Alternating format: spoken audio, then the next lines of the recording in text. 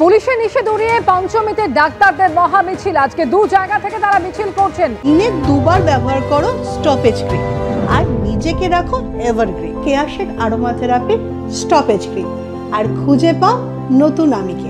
Kolkata medical এবং SSKM থেকে জোড়া মিছিল করছেন চিকিৎসকেরা। যদিও পুলিশের নিষেধাজ্ঞা ছিল, দ্রুত বিচারের দাবিতে পঞ্চমীতে এবার ফের পথে নামলেন ডাক্তাররা।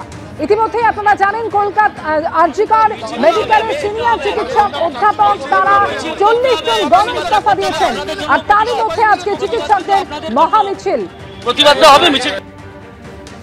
দু জায়গা থেকে মিছিল ইতিমধ্যেই শুরু হয়েছে। দুই প্রতিনিধি সরাসরি রয়েছেন আমাদের সঙ্গে, সন্দীপ সরকার এবং ঝিলাম করঞ্জাই। প্রথমে সন্দীপের কাছে চলে আসি। সন্দীপ, কলকাতা মেডিকেল থেকে মিছিল ইতিমধ্যেই শুরু হয়েছে, কতদূর পর্যন্ত যাবে এই মিছিল, কি বলছেন চিকিৎসকেরা? দেখো, এই মিছিলকে ঘিরে কিন্তু টানাপোড়েন চলেছে, কাল থেকে টানাপোড়েন চলে। এই মিছিলের অনুমতি দেওয়া না দেওয়া নিয়ে পুলিশের সঙ্গে তীব্র জটিলতা তৈরি হয় এবং জুনিয়র চিকিৎসকদের এই মিছিলের অনুমতি পুলিশ দেয়নি।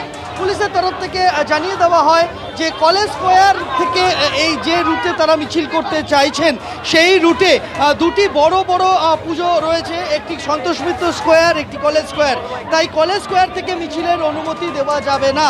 তারপরে জুনিয়র চিকিৎসকদের তরফে এবং মিছিলের যারা বাকি উদ্যোক্তা তাদের তরফে সিদ্ধান্ত নেওয়া হয় যে না, কলেজ স্ট্রিট নয়, এই মিছিল তারা করবেন কলকাতা মেডিকেল কলেজের সেন্ট্রাল অ্যাভিনিউ লাগোয়া যে 6 নম্বর গেট রয়েছে সেই 6 নম্বর গেট থেকে। এবং এই মিছিল সেটা বিবি গাঙ্গুলি স্ট্রিটের দিকে যাবে না, এই মিছিল একেবারে সেন্ট্রাল অ্যাভিনিউ ধরে ধর্মতলার যে অনশন মঞ্চ সেখানে পৌঁছবে। সেই মতো সেই মিছিল শুরু হয়েছে এবং সেই মিছিল এই মুহূর্তে কলকাতা মেডিকেল কলেজ হাসপাতাল থেকে বেরিয়েছে। কলকাতা মেডিকেল কলেজ হাসপাতাল থেকে বেরিয়ে সেই মিছিল ধর্মতলায় যে অনশন মঞ্চ রয়েছে সেই অনশন মঞ্চ সেখানে এই মিছিল যাচ্ছে। আমি কথা বলে নেব, এই মিছিলে হাঁটছেন চিকিৎসক মানস গুন্টা। মানসবাবু, আজকে পুলিশের সঙ্গে মিছিল শুরুর আগে দেখলাম আপনাদের কথা হচ্ছিল, পুলিশের তরফ থেকে কি আপত্তি জানানো হয়েছিল?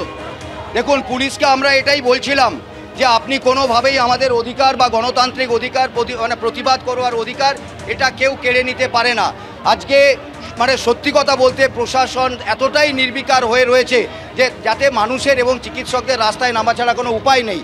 তো আমরা বললাম, আমরা মেল করেছিলাম এবং দুটো মেল করেছি এবং এটাও আমরা এনশিওর করেছি যে এই প্রতিবাদ মিছিল কোনোভাবে, আমরা জানি অনেক মানুষ আজকে রাস্তায় নামবে, উৎসবের কারণেই তারা রাস্তায় নামবে, আবার কেউ কেউ এই দ্রোহের উৎসবেও আছে।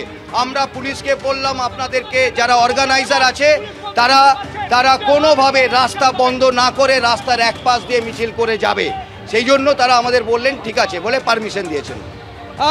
সেই মতো রাস্তায় যান চলাচল মিছিলের দিকে অবশ্যই নজর থাকবে। সন্দীপ, সঙ্গে থাকো, আমাদের ঝিলাম করঞ্জাই আরেক প্রতিনিধি রয়েছেন আমাদের সঙ্গে এই মুহূর্তে সরাসরি। ঝিলাম এসএসকেএম থেকে মিছিল ইতিমধ্যেই শুরু হয়েছে, দেখাও আমাদের ছবিটা। আন্দোলনের পক্ষে আছি এবং সেই সলিডারিটি দেখানোর জন্য আজকে আমরা সিনিয়র ডাক্তার। আপনারা যদি এই দাবি সরকার না মেনে নেয়, আপনারাও একটা আলটিমেটামও দিয়েছেন, কি বলেছেন সেটা?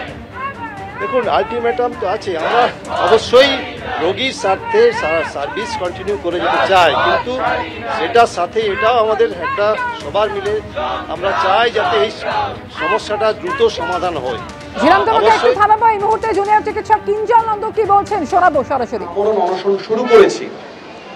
আপনারা সকলেই জানেন বিচারের দাবি এবং আর কোনো যাতে অভয়া কোনো মেডিকেল কলেজ বা কোথাও যাতে না হতে পারে তার জন্য, এবং হসপিটালগুলোতে রোগী পরিষেবা, সেন্ট্রাল রেফারেল সিস্টেম এবং যাতে ডাক্তার এবং রোগীদের সম্পর্ক, পারস্পরিক সম্পর্ক এবং সুরক্ষিত অবস্থায় থাকে তার জন্য আমরা কিছু দাবি রেখেছি।